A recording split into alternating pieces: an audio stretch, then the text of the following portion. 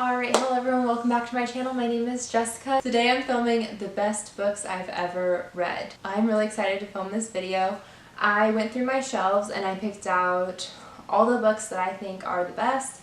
They may not be the ones that I necessarily enjoyed the most because some of them have quite heavy topics, but I think that they are the best written, the most informative, whatever. I just think that they're the best that I've read. And I have a few different genres and stuff like that. Like I have quite a bit of singles with I think one YA. Sorry, I don't read a lot of YA, or at least they don't stand out that much to me. And then I have 3 series, and then I have a couple poetry books and a couple biographies because those are genres that I do like to read. So yeah, let's get started. Okay, first things first, let's talk about the one series on my bookshelf that I do not have because the editions that I've read are technically my mother's, so I did not bring them with me. They're the Harry Potter series, and actually I hadn't actually read the entire series until this summer. I'm sure a lot of you, that's a massive gasp and like, how could I? But I read them all this summer and I love them. I went through them like that.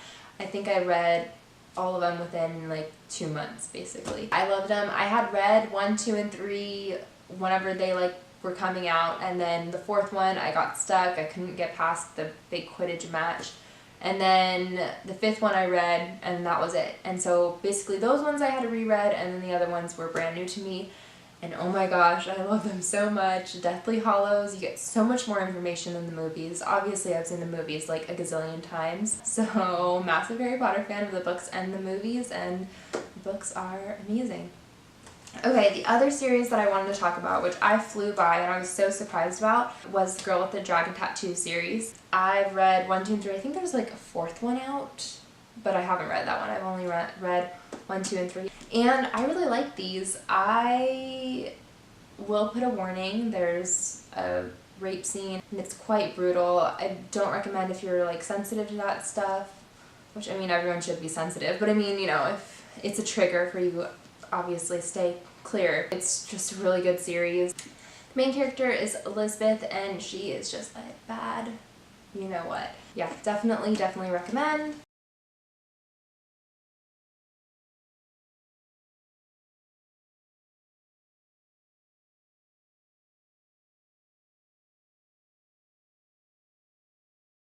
Alright, the next category are poetry books. I have 2 right now. The first one is Ariel by Sylvia Plath. This is actually the restored edition. You don't need this edition, get any edition, but it's perfect. I just love it, and honestly I recommend to go onto Spotify and I'm sure on YouTube, but you can actually hear her reading and performing the poem Daddy, which is just like the best poem, which I think it really deserves. Poetry especially is something that, although it's nice to see it on the page, if you hear it performed and read aloud, it can just make all the difference. And I think that Daddy especially, I think it really deserves that attention, just so you get the audible intentions. But yeah, just like pick this up because it just deserves to be heard and read, and yeah. Alright, the next book is Howl and Other Poems by Allen Ginsberg. He is a member of the beatnik group and the Beats movement, and this book, and Howl especially, is just something else. I definitely think it helps to define the counterculture of the 1950s. So Walt Disney Productions was doing the perfect nuclear family. We had the beatniks and the Beat generation as the counterculture. And I think that there's validity in learning about both sides of a generation. I think that I can understand like both sides, you know? But Howl, another one I think that you definitely need to hear. And again, on Spotify you can hear Allen Ginsberg actually like reading the poem aloud. And personally, when I first read the poem, I didn't quite understand the flow of it. It's not standard at all, and I think that it is a poem to be heard and read aloud versus actually just read silently. The poem itself is called Howl, so you know it's supposed to be audible. It's like a 1950s counterculture version of Leaves of Grass, Walt Whitman's Leaves of Grass. So yeah, just important, I think. Alright, so the next books are singles. Well, one's not, but okay, the first one is To Kill a Mockingbird by Harper Lee. I'm sure we've all read it in class, or we're supposed to read it in class, but I recently reread it / read it for the first time this year, and again I think that this is just important. There's also a sequel to this book called Go Set a Watchman.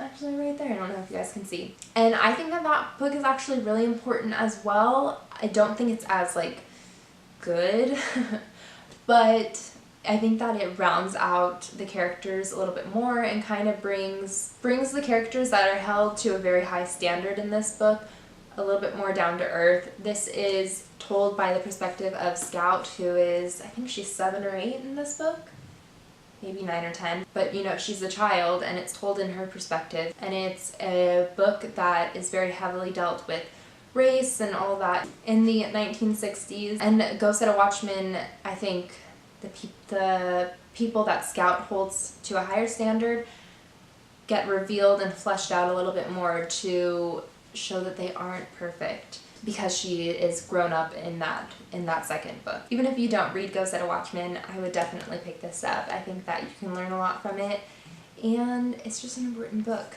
Okay, the next book is not my favorite at all, and it was a hard book for me to get through and read, and it's A Clockwork Orange by Anthony Burgess. I actually watched the movie before I had seen it, or before I read this, and I recommend that to a point. This book has very heavy British slang, and I don't even think it's British slang, I think it's made up slang too, so some things that I read in here I understood because I saw it in the movie, but otherwise I don't think I would have understood, because this is told in a first-person perspective, so there's not like explaining, or it's not just the dialogue that's in slang, it's like the entire like thought process is in slang. I definitely put a trigger warning on sex, or a trigger warning on rape in this book as well. However, the rape in the book, honestly, I don't think it's as brutal as the movie, because the character literally describes rape as the old in out, or the sex as the old in out. So if that's not something you're comfortable with, then maybe not. But again, I think it's really interesting because by the end of the book you kind of feel sorry for him, and he's definitely someone with some massive social and mental issues, and it's morally, it kind of like freaks you out because it plays on your empathy, because it's told in his perspective, and what he does as wrong he doesn't think is wrong, and I don't know, it's kind of crazy and uncomfortable. You just feel uncomfortable with this book, but it's really well written and well done. Not the book for everyone. I don't recommend it for everyone at all. It's kind of feel weird afterwards because it does take you on, like, it really pulls at you, you know, but just crazy book. I don't know, it's something else. So this one is Beloved by Toni Morrison. It's a Nobel Prize winner. This is just an amazing, amazing story. I'm gonna read the back because I've been trying to sit here and figure out how to explain this without giving away too much, and it's just not gonna happen. Staring unflinchingly into the abyss of slavery, the spellbinding novel transforms history into a story as powerful as Exodius and as intimate as a lullaby. Sethe, the protagonist, was born a slave and escaped to Ohio, but 18 years later she is still not free. She has too many memories of Sweet Home, which is the name of the plantation, the beautiful farm where so many hideous things happened, and Sethe's new home is haunted by ghosts of her baby who died nameless, and whose tombstone is engraved with a single word, beloved. This book is just everything. It's written in sort of like a stream of consciousness type of way. It goes in and out of the present and memory and rememory, and in and out of perspective, meaning like it's told in the perspective of Sethe and then her daughter and Beloved itself, and yeah, so many different things. It has obviously the issues of slavery, again, rape warning and abuse, obviously, and it just talks about the evils of slavery, and there's a feminist perspective to it as well. There's magical realism. It's just, this novel has everything. I don't know how Toni Morrison did this. It is just so rich, and every way that you read it, it's amazing. This is just such an important book, and I recommend everyone to read it. Okay, the next book is my personal favorite because it is a book that is very, very important, and because it is a book that, you know, defines a generation. I tend to like those types of books, but also is very literary but a little bit lighter, definitely not as intense as Beloved and A Clockwork Orange, and that is F. Scott Fitzgerald's The Great Gatsby. This is just my favorite book of all time. This I can read over and over again, and I have.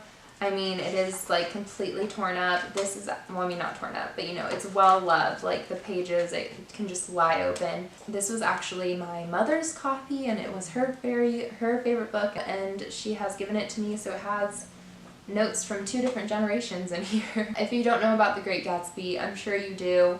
Definitely read it. It's a short book, and it's, even if you don't read it on like a literary type of level, it's just a good book. It's just a quick, easy, fast read. And again, I think it's important, and yeah, it's a novel that has everything. Okay, this next one is a book that I really liked, and I think that I wish I had it in high school, and it is The Perks of Being a Wallflower by Stephen Chbosky. This is just a smart book. It's told in the perspective of Charlie, and he's a freshman in high school. And this is just a smart YA book. Like I said, like I had one YA book on here. Well, I guess Harry Potter's kind of YA. No, not really.